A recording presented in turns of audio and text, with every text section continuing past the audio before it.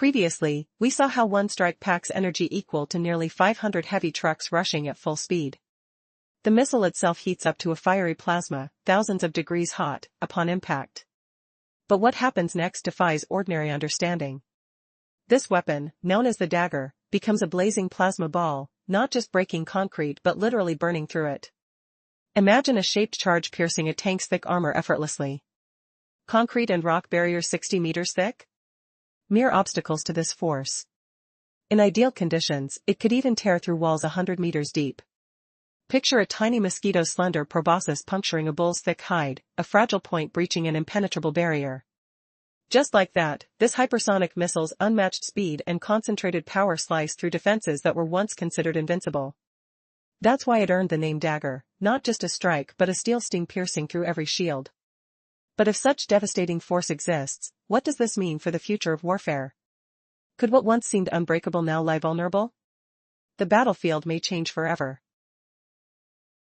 Previously, we saw how alliances openly claim they can counter hypersonic threats, but real battlefield success hinges on timing and technology setup. Yet, how effective are these defenses when faced with weapons moving faster than sound tenfold? Reports have surfaced about rare but striking interceptions by Western air defense. These moments show the fragile dance between attack and shield, weapon versus countermeasure. Curiously, right after the alleged strike, local witnesses described sudden blackouts, electricity vanished for fleeting seconds. Emergency vehicles rushed through nearby streets, their sirens piercing the night air. Rumbling echoes below the earth stirred questions: were those merely tremors, or the deep impact of something far more devastating? Though these signs alone don't confirm the strike's full scope, analysts piece together a complex puzzle from such fragments. Journalists tread carefully, marking speculation from verified facts, a delicate tightrope walk in a fog of secrecy. This incident sent shockwaves through military thinking. It highlighted the urgent need to abandon reliance on a single fortified command center. Instead, decentralized, mobile command hubs, hidden within armored vehicles and shielded infrastructure, emerge as vital shields against catastrophic failure. Rotating these bases denies adversaries any fixed target. Demand grows for air defense systems that communicate seamlessly, linking radar, missile launchers, and electronic warfare technologies into a unified network. Equally pressing is the expansion of electronic countermeasures designed to sow confusion and disrupt enemy targeting. On the diplomatic front, urgent calls rise for fresh international channels of communication. Military hotlines and de-escalation mechanisms could prevent a single misstep from igniting uncontrollable conflict. Technological lessons demand that no fortress be solely trusted. Backup links, diverse command routes, and fake decoy signals form a layered defense, all to preserve fragile command networks. Yet, can diplomacy truly keep pace as weapons evolve? Will these protective webs hold when the next attack strikes? The battlefield waits, hushed in tense anticipation. Previously, we explored the ancient Soviet underground command bunker, buried more than 50 meters deep. Built to endure nuclear war, its reinforced ceilings, multi-layered life support systems, protected communication lines, and autonomous power sources lent it formidable resilience. Yet, could such a fortress truly be invulnerable? Beneath that ironclad surface, hidden weaknesses lurk. Ventilation shafts, technological joints, cable corridors, and connectivity hubs remain exposed choke points. A devastating strike targeting these fragile links could trigger a chain reaction, collapsing critical systems one after another. Imagine the cold silence of sealed tunnels suddenly broken by cascading failures, lights flickering, air circulation stalling, vital communications severed. Failure here means the entire complex could become crippled despite its armored shell. If this kind of precision strike took place, it required meticulous reconnaissance. Satellite images were likely analyzed frame by frame. Communications traffic patterns of vehicles entering and exiting, even fluctuations in electricity consumption during peak hours, every subtle clue scrutinized. Combining these fragments, operatives could identify moments when the bunker housed maximum personnel, maximizing the strike's impact and minimizing the risk of missing high-value targets. The delivery of such powerful weaponry is anything but simple. Reports mention the use of upgraded interceptor aircraft, specifically the MiG-31 fighter jet, as launch platforms. These machines take off beyond the range of enemy air defenses, then maneuver cleverly to release their payloads.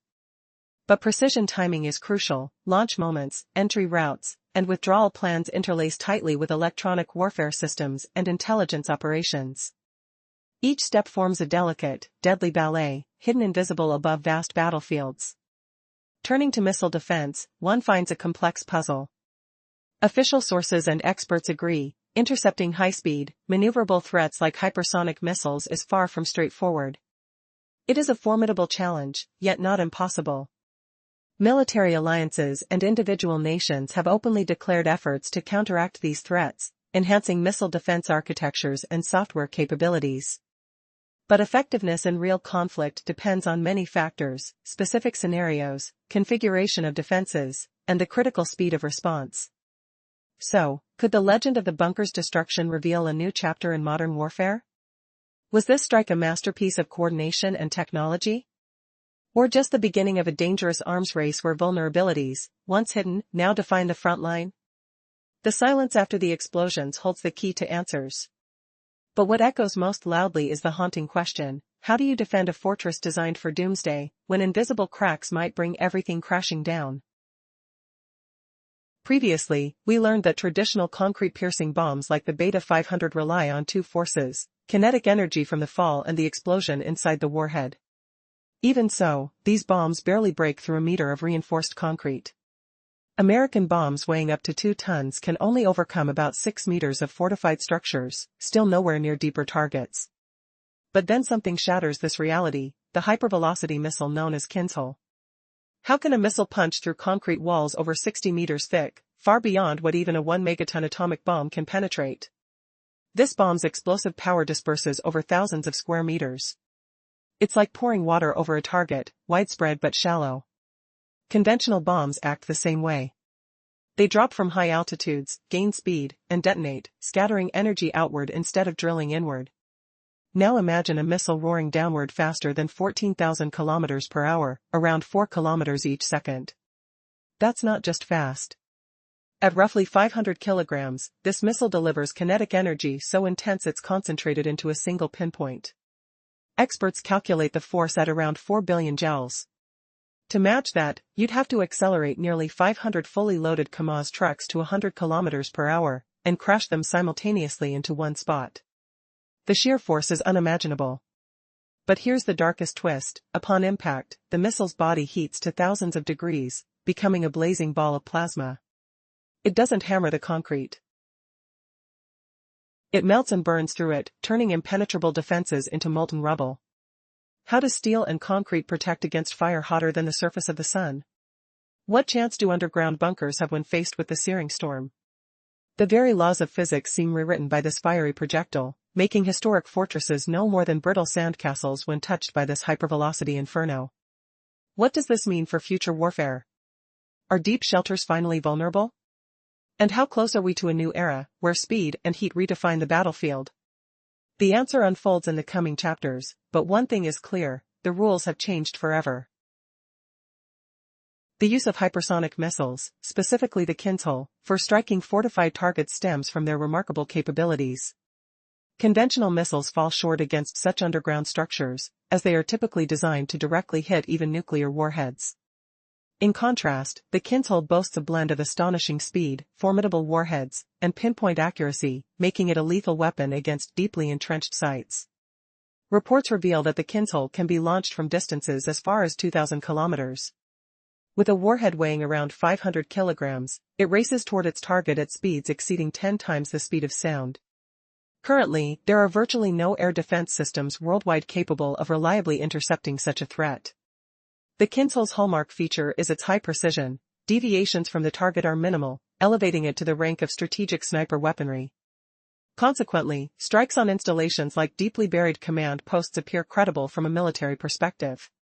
Sources indicate that officers and NATO instructors in a specific bunker suffered significant losses, with some Western journalists speculating that high-ranking military personnel from the United States, United Kingdom, and Poland may have been among them.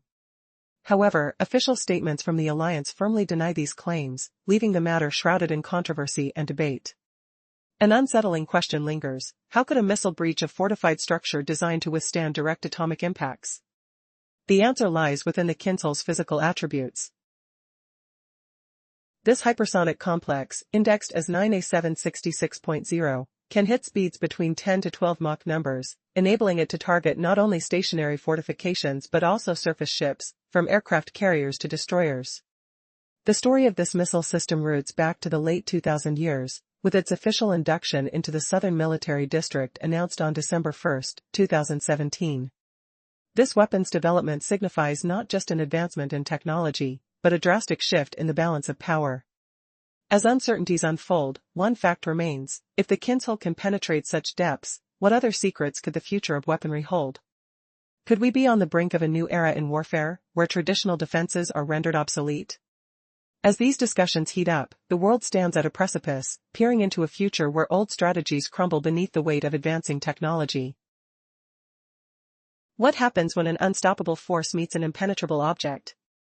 As the clock struck midnight on August 30, 2025, a question loomed over military analysts and leaders alike: could hypervelocity weapons truly penetrate the depths of fortified command centers? Speculation soared as Russian Kinzhal missiles reportedly struck a deeply buried facility, said to be a backup command post, leading to catastrophic human losses. The conflicting narratives from official sources and independent analysts left a fog of uncertainty surrounding the event.